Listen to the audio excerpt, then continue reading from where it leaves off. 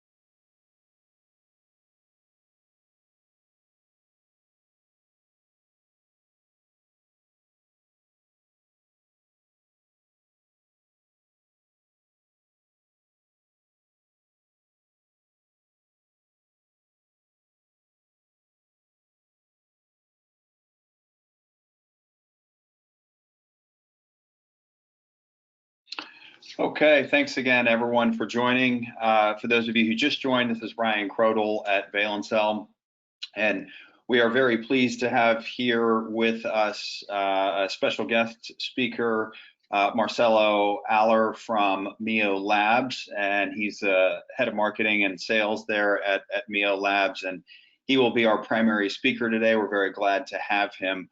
Before we dive in to the meat of the presentation, just a few housekeeping items. Again, thanks for taking time out of your schedule to join us here today. I think you'll really enjoy this webinar. Secondly, we do like to keep these as interactive as possible, so please utilize the question and answer capability in the GoToWebinar control panel and submit questions as they come up. We'll take those questions throughout the course of the webinar as they come up, and happy to keep this as an interactive dialogue. One of the questions that always comes up is, will we provide a recording and will we share the slides from the webinar? And the answer to both of those questions is yes. This webinar is being recorded, and we'll send links to both the recording and to the slides following the webinar to everyone who is registered for the webinar. So we encourage you to share those links with anyone you think might be interested, or any of your colleagues who may not have been able to join us here today live. So those will go out usually within 24 hours of the webinar here today. So without further ado, I will go ahead and hand over to Marcelo to jump into the presentation. Marcelo, over to you. Thank you, Ryan, and thank you everyone for joining me today. So the subject today is to talk about advanced heart rate training for at-home training. And for me, when we say at-home training, as a company, we're committed to helping people optimize their training performance for fitness, health, and for their own fitness goals. But when I say train with heart, for me, it's very personal.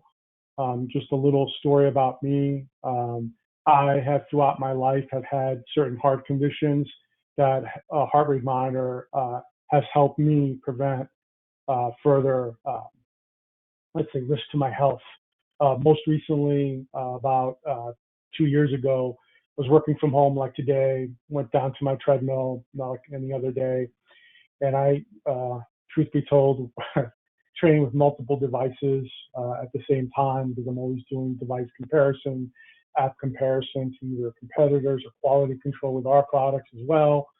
And standing there, I was at about 176 beats per minute. And needless to say, being slightly type A, I went ahead and started my workout. Noticed that I labored to breathe a little bit more than normal, and at the same time had a sense of just anxiety and pressure. And I stopped. Being certified as a strength and conditioning coach, I've always advocated for being safe and sorry.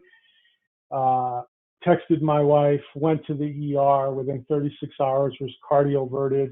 I was diagnosed with type of AFib that about 2.7 million Americans are diagnosed with.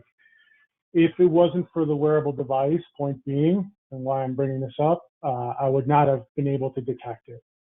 And that's a big value of monitoring your vitals throughout the day. And we're seeing that coincidentally today in America, where we're trying to offset conditions of the virus as well as conditions to just inactivity. So that's a little bit of my why, and why when we say train with heart, it's personal as well as professional for me. It is very emotional for me because I feel that everyone should be wearing a heart rate monitor. So a little bit about MIO. That being all said, similar values, our mission statement and our history has always been around this performance wearable. Our founder, Liz Dickinson, founded the company in 1999. We launched the first continuous high-speed performance wearable at 2011 in partnership with a medical device manufacturer. And then we later have launched many other devices, other partnerships with Adidas, with Garmin, and then we've relaunched most recently the product side of the company at 2019 with the NeoPod in partnership with Marcelo. So we have always been committed as a company to really creating an ecosystem to helping people improve their performance as well as optimize the data that they get. So what we say advanced heart rate training for people at home, we've taken it to a level of where we've designed our products based on what the consumer and what the client has requested from us. What do they want to get out of the product? And their why of heart rate. So taking those data points into consideration, what I want to talk about really is very specific to what we're seeing today in the fitness market space. And the fitness market space is really well documented and supported by a national organization by the name of IHRSA. IHRSA has really led the way in providing best case guidelines to right now battle a condition for COVID. And as far as how to open, how to talk to our members, what are some recommended cleaning procedures, what are some employee training that you need to do, and then more importantly, how to offset certain challenges with creating a digital offering. And you're seeing that by trainers, operators, coaches, sports teams, creating Facebook Live events, Instagram Live events, YouTube events, using live solutions to engage their customers. And really, it's all about really the benefits of exercise. And those benefits of exercise is being strong anywhere, is having an ability to strengthen that immune system, to provide relief of the stress that they're dealing with in the news or in their life. And most importantly, even though we're advocating for social distancing, it should be really termed physical distancing. We can build a social community by allowing people to interact with each other using digital technology. And that's where I think Advanced really helps people create an ecosystem for at-home training, where consumers right now are being challenged to find an ability to work out at home, in their living room, in their basement, in their garage. Some have the benefit of actually having different types of equipment at home.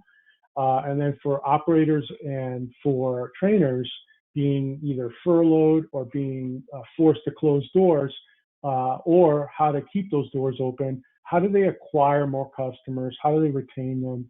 And what are some workout programs that they could provide passively, but also actively to a community in a meaningful way? So what we're seeing is a really large demand, but there's also a lot of competition.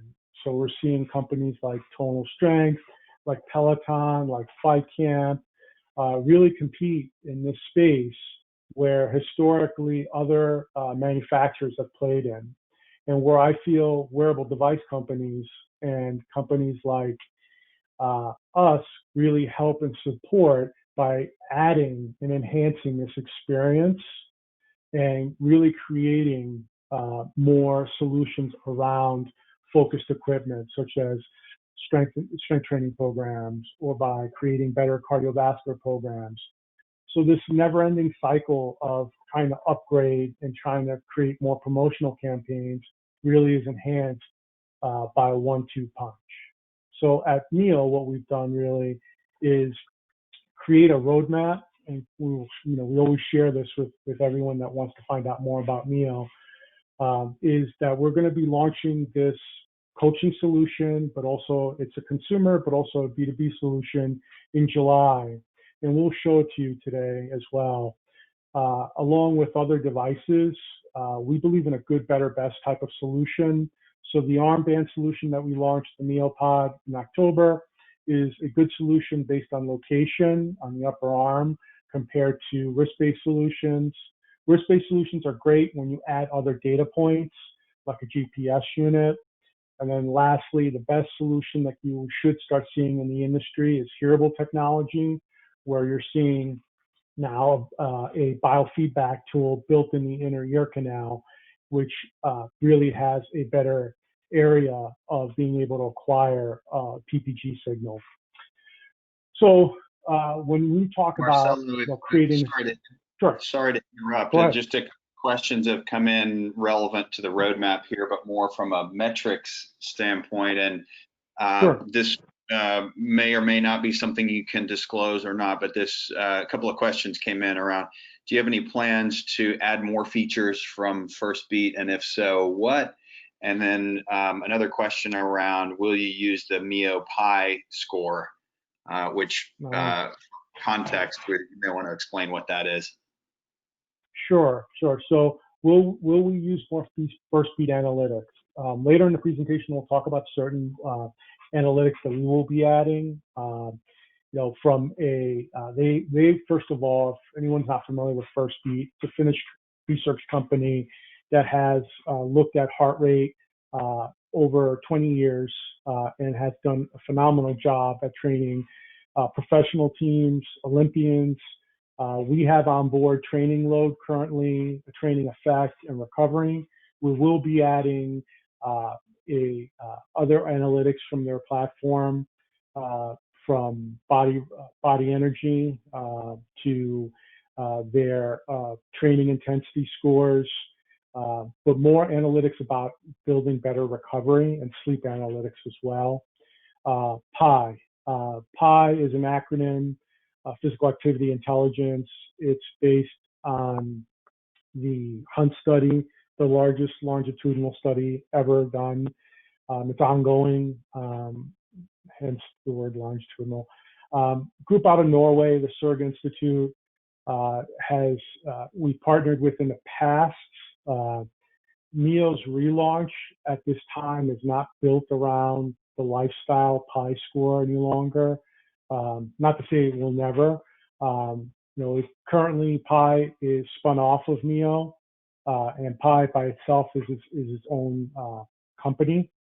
So those are really, it's two great questions. But as far as a commitment, we're committed to our heritage, which is to create a performance wearable that's very accountable and creating an ecosystem that could benefit with certain data points, really driven around fitness and performance. So I hope those answer those questions. Any other questions, Ryan, or should I continue? Yeah, I actually just had another one come in, and for those of you who may have joined late, please do submit questions through the GoToWebinar control panel. Next question is, what sensors does the device include? Well, I guess, sorry, the watch include accelerometer, gyro, magnetometer, etc. So it will have a barometer. It will have a gyro as well as a GPS unit on board, and the PPG sensor as well. It's really geared towards having an all-encompassing triathlete solution, and really geared towards more endurance athletes.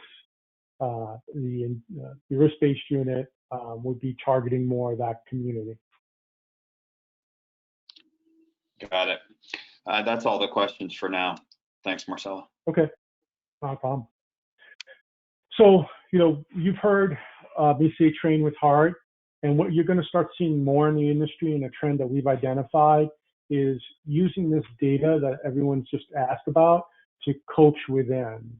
And it's going to incorporate more motor learning, more AI to build interactive biofeedback technology. And that's where we see the industry going, and where we want to provide the best help to consumers as well as to owners and operators and sports teams, where they can seek actionable solutions that are driven around a coaching platform. And that has the ability where an app interacts with the individual and helps them understand their data point. And what I mean by that is, as a certified strength and conditioning coach for 20 years and owner and operator of speed, agility, quickness camps, and then being with general population and working with pro teams, I've noticed that there's always been a need to make sense of the data, because you could have two coinciding athletes and say, even the clients, supplies to clients as well, you both are the same age, at an average heart rate of 145, you burn these many calories. Well, so what? What we've seen currently has been used a point system to advocate behavior modification. I think we've done that fairly successfully, but I think now what we need to do, and I think why Pi and where training load for us now is a real good success, is that it actually provides points with a purpose and helps people optimize those data points for their goals. So we call this our coaching loop. What I want to show you right now, what this actively looks like in the coaching portal. So what I'm going to do quickly is just show you what this 1, 2, 3 step looks like for a coach, a trainer, or a club owner, or someone that wants to just train a community. This is our coaching platform. Me as a coach would just go over here. I would invite a user, send them an email. They would get an email invitation. They would go to their app store, Google or iOS, and download their appropriate training program. And then me as a coach, I can create a workout program and dump it right into their calendar, as you see here. I'll quickly just I'll just select one. I'll select kettlebell blast. Here are 2 movements. We can sort movements by either body part or by modality. I'm selecting kettlebells. Here you see small videos. There's little explanations to these movements as well. So this allows a novel user to quickly take a look at this and actually learn actively through a workout regimen. They could add by simply dragging and dropping. They can program by reps, sets, and time. And you can either provide no rest in between. For demo purposes, I'll just keep it like this. Add, real simple. We can just continuously add to this workout regimen. Simply save it. I can then go back into the workout regimen, or I can go back to the calendar, and I can create an event by selecting the activity, selecting the client,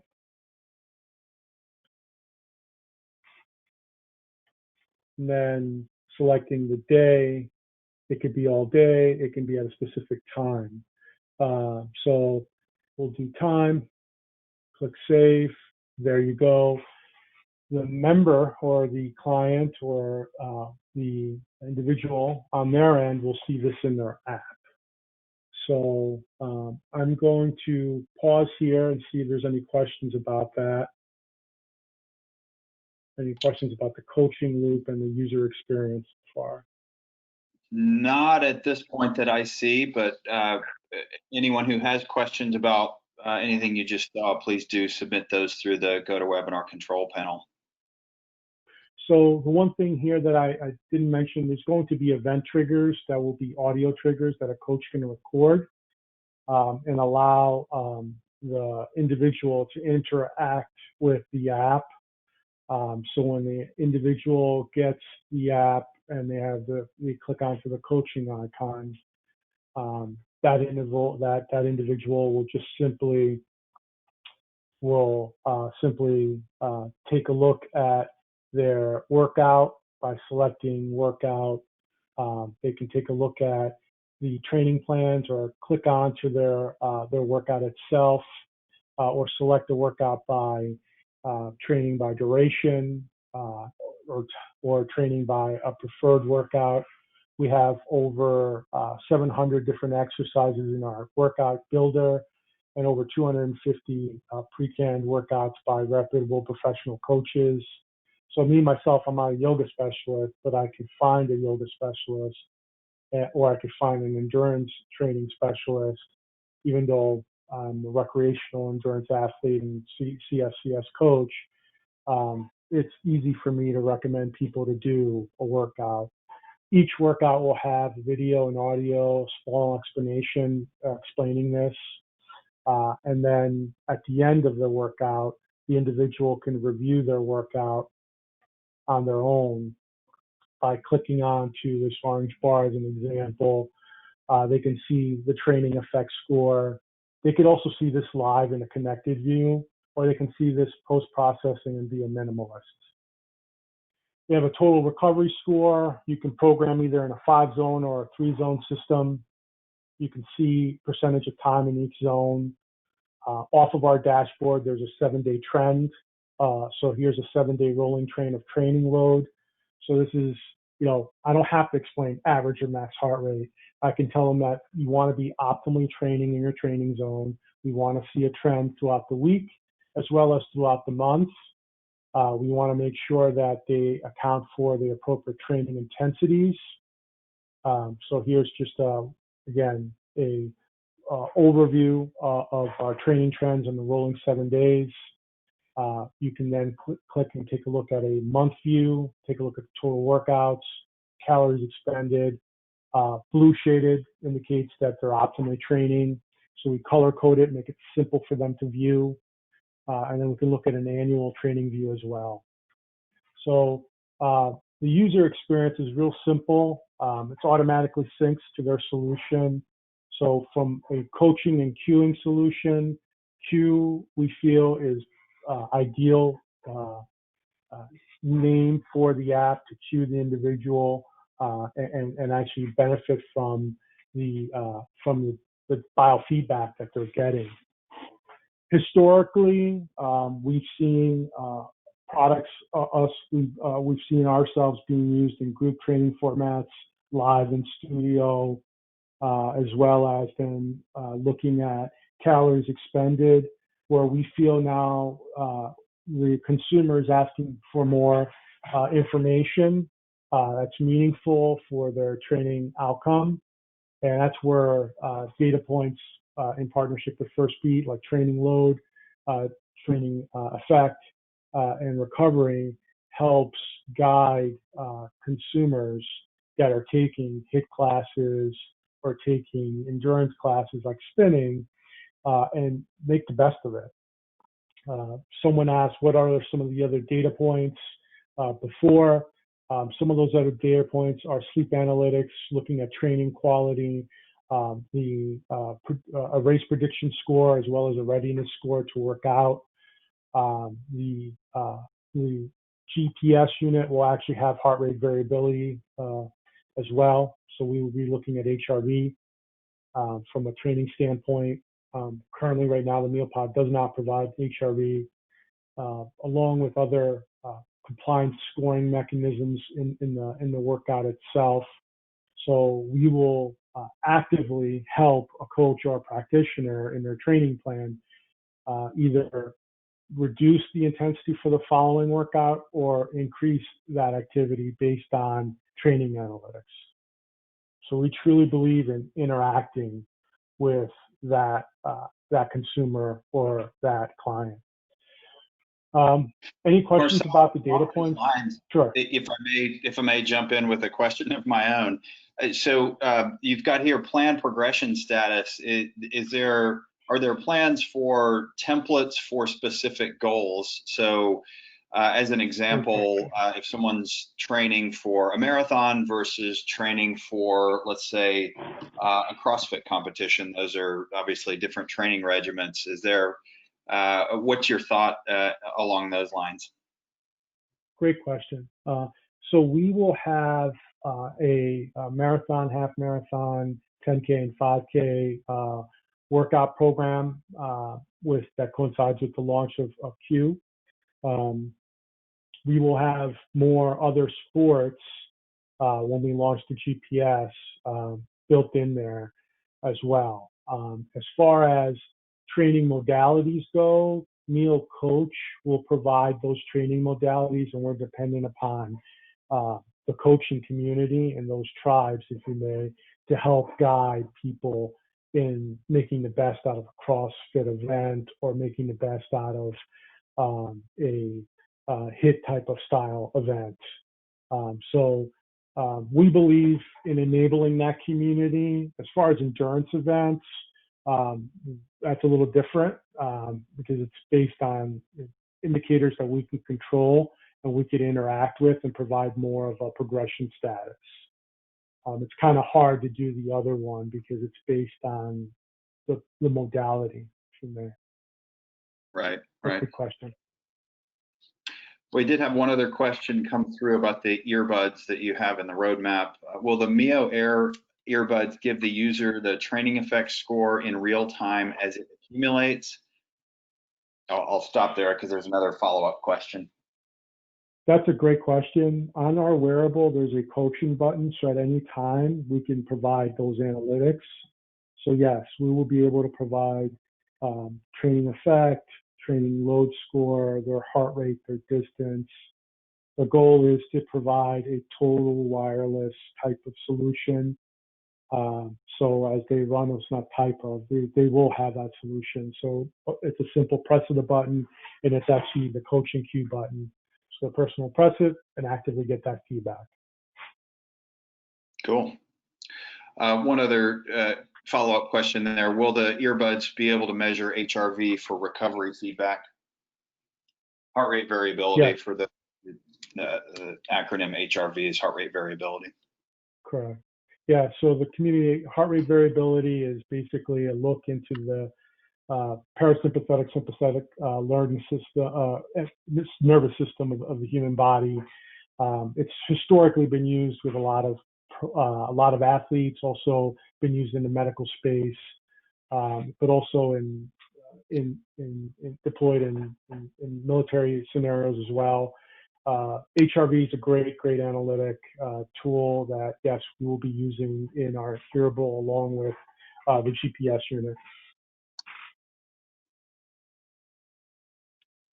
Great. That's it for the questions as of now. Keep the good questions coming. Sure. And most importantly, when we talk about creating an ecosystem, you got to create a social community and you got to get people engaged. I really had a fun time recently doing a virtual half marathon where I didn't do it to get a following, but on Instagram, I was challenged most recently to post each day and to share my workout regimen. And I did that recently on Instagram. And I posted some of our data point shares that you see here, along with the Strava group that we have. And what I really learned from it, one, is it helped other people exercise and work out. I had friends, colleagues, former clients, people that I haven't spoke to in ages, get moving and actually work out. So I think the ability to provide this in our app is so important. We often get this question, can I share my data? We can share a .fit file format, so coaches could even use training peaks if they want to with our devices, as along with uploading it to their Strava group if they have a Strava group. So I can't say enough of this. I think wearable device companies need to acknowledge the behavior modification, but need to take in what's really good from the behavior modification, gamification side, and leave the rest aside. And I think the good stuff is definitely this, is definitely being able to share and engage and connect with that community. So really want to thank everyone for the opportunity of talking with you and sharing with you my data and what I'm finding as advanced heart rate training.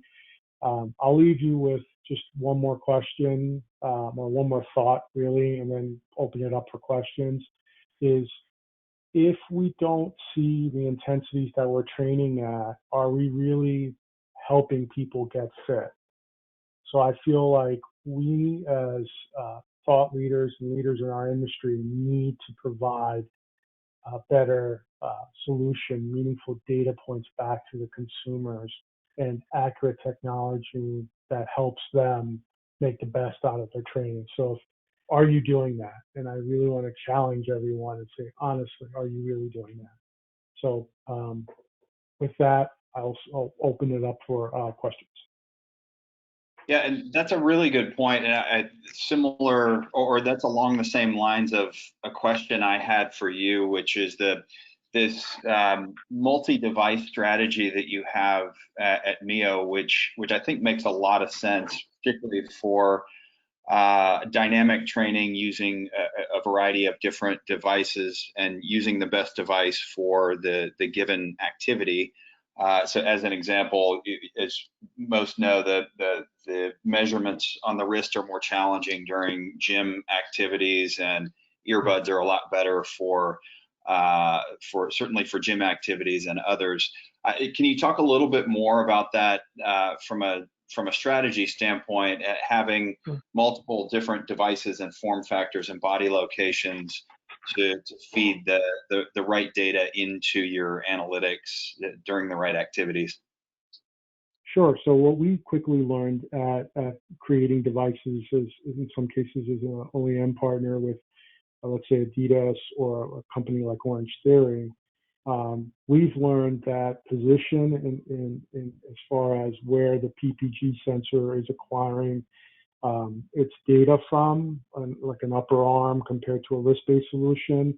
In a gym scenario, it becomes more challenging because of constructive blood, just area. I mean, the carpal bones in your wrist really make it a challenge to get blood flow measurements compared to placing it on my upper arm.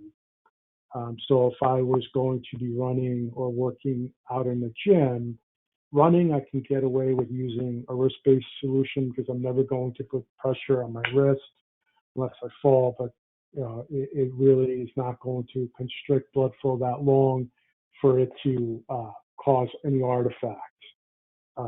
But from an upper arm standpoint, I could mitigate that risk, and that's why we launched our first device being on the upper arm to kind of provide a best solution across the board. It could work in any environment. But also by being a Bluetooth ANT Plus and NFC solution, we could actually connect to other products. We can connect to an Apple Watch. We can connect to a Garmin device. We can connect to a cycling computer. We can connect to different gym-based solutions. Having different radio frequencies allows us to do handshakes with devices that are NFC compliant. As far as an in-your-ear solution, I think that really is going to be the next big market space because we're going to see not only biofeedback, but you're going to see coaching, audio coaching now, having the ability of guiding someone through coaching verbally is very valuable. And you saw that in different work environments, in different industries as well, like the book industry. You've seen Audible take off because it allows people to interact differently, and we'll see that with hearables as well. But more importantly, in the inner ear canal, there is no muscle that will allow that movement artifact challenge that you would see on a wrist. So we look at it as good, better, best. Wrist is not terrible if you're able to move it up a little bit away from the carpal bones. And if you're getting other data points like GPS, there's a lot of value to that as well. So I don't want to say that poo-poo wrist. I just think that there's different tools for the job. And I think that defining the best tool for the job is exactly how you described it. You know, which community needs this device. So we feel that the greater good would definitely be the armband. A GPS unit definitely services the fitness enthusiast, but a hearable definitely, I feel, will service all those as well. And it allows for me to, quite frankly, me to use for a business call or to use hands-free technology when I'm driving my vehicle. So there's multi-purpose opportunities with all the different types of technology. Got it. Yep, that makes a lot of sense. One other question has come in, and before I get into this question, I'll just say anyone else who has other questions, please do submit those through the control panel. The other question that has come in is, will the MIO Pod and the watch have the same analytics features, or how will the features differ between the two devices? I know you covered part of that in a previous slide, but if you could touch on that again. Yeah, so the GPS unit will have the ability at being able to provide more data from a heart rate variability standpoint, and we'll have a couple of additional first beat algorithms that will not be available in the MIO Pod. The MIO Pod, we wanted to provide similar analytics as you would see at a high-end device like a higher end wearable like a GPS unit, but couldn't build everything on a small form factor like that. So we wanted to again enter the market and relaunch our products and redo the armband solution. It needed an upgrade from a design standpoint, an appearance standpoint, but also a data offering standpoint. So not all the same analytics is going to be different. Obviously, because you're able to have more technology on board with the GPS sensor. Yep. Got it. Another question has come through. Will the multiple devices seamlessly work with the app, i.e., pull out the earbuds and they just work even if you have the watch on? That's a great question. Right now, yes, they will interact with each other. That's a great question because let's say for some reason one of the MIO Pod users decides to upgrade to a GPS unit. They could connect the MIO Pod to the GPS unit and actually get the advantage of measuring heart rate from the upper arm compared to the wrist. And let's say they're in a body weight or a CrossFit class or using a high intensity class as an example. They're in a gym. They know that it's not they get either spikes or drops because of risk-based technology, just the limitations of it compared to the upper arm. So there'll be interaction between hearable and watch as well as watch and armband. So yes, there will be that interaction on board. Cool. Yeah, great question. One other question come in. Do you have a roadmap for blood pressure? There is that ability in the hearable technology. It might not be on our first run for a hearable, but the technology is on board. That's a great question. If you're going to look at the future of PPG sensor technology, that's the type of technology we're talking about, is the ability of measuring blood pressure, other sensor technology that you don't see traditionally in a one-lead ECG. So the value of looking at SpO2, the value of looking at blood pressure, other data points that you can get. Is that ability on board? Yeah. Will it be available when we launch? Not yet. Is it on our roadmap? Yes. Got it. Next question is, will you offer an environment similar to Apple Developer for folks to develop unique apps or to extract the raw data? Great question. So currently, right now, we haven't. We've just relaunched. So what we have is an open API document. Those that are interested in participating are welcome to reach out to me. Currently, opening up the data points for raw data is not available on the MIO pod. We're exploring that with the MIO EXP and the MIO Air. Got it. Okay. Next question is, with the wrist sensor, does the movement of the sensor on the wrist affect accuracy, i.e., I am assuming there is no adhesive between the sensor and the skin? You mean we can't graft it on? No. It really depends upon where you place it on your wrist. You know, typically you don't want to have it closer to the bony structures of your carpal bones. In other words, the bony structure of that wrist. You want to have it a little bit, an inch or two away from it if possible.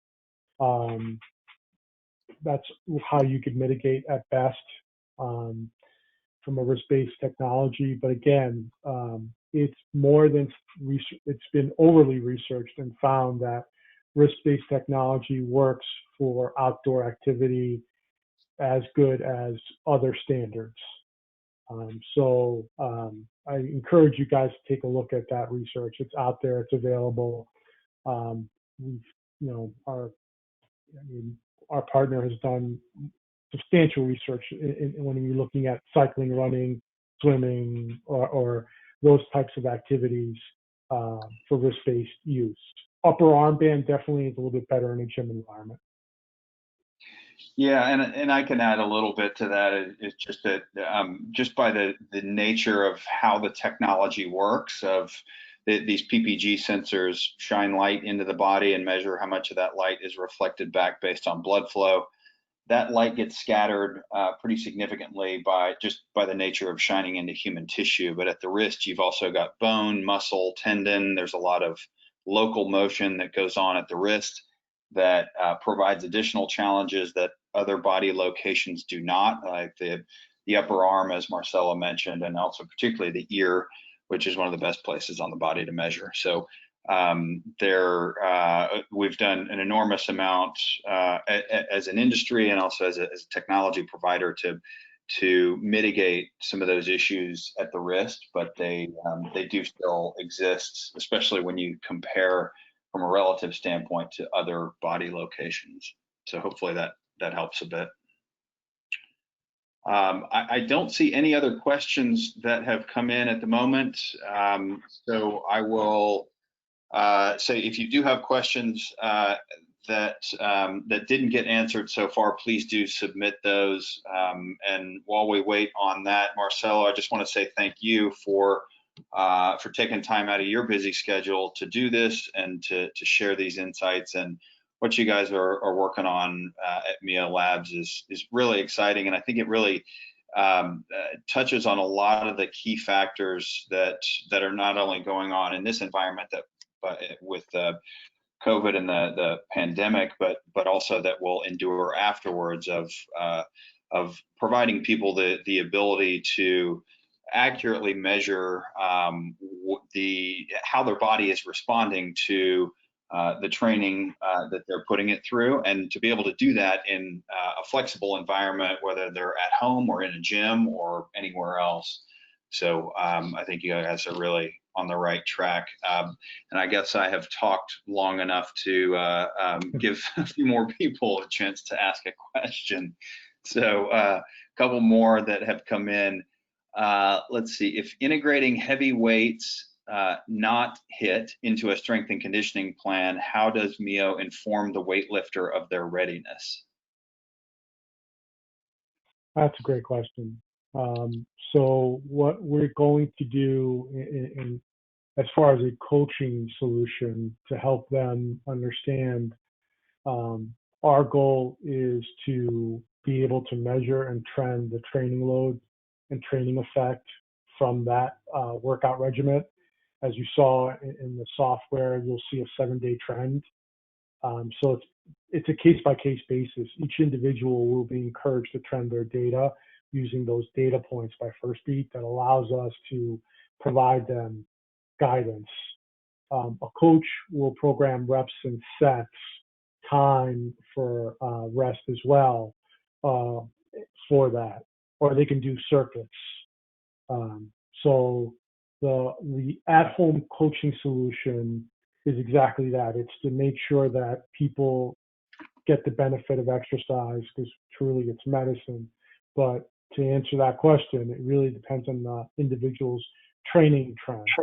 It's not just a simple individual indicator that provides you information right there and then, because it's one workout, one rep, it's 1 second in a time. You got to look at the trend. Yes, indeed. Okay, well, I think that's all the questions that we've had come in, other than a few of the attendees have said thanks to you, Marcelo, for sharing all this information. It's been great. And I will certainly reiterate that. Thanks again. And thanks everyone for joining today. Look out for the links to the recording of the webinar and also to the slides, and share those with anyone that you think would be interested. Thank so with you, that, everyone, and stay safe. Thanks again, Marcelo, and thanks everyone. Have a great day.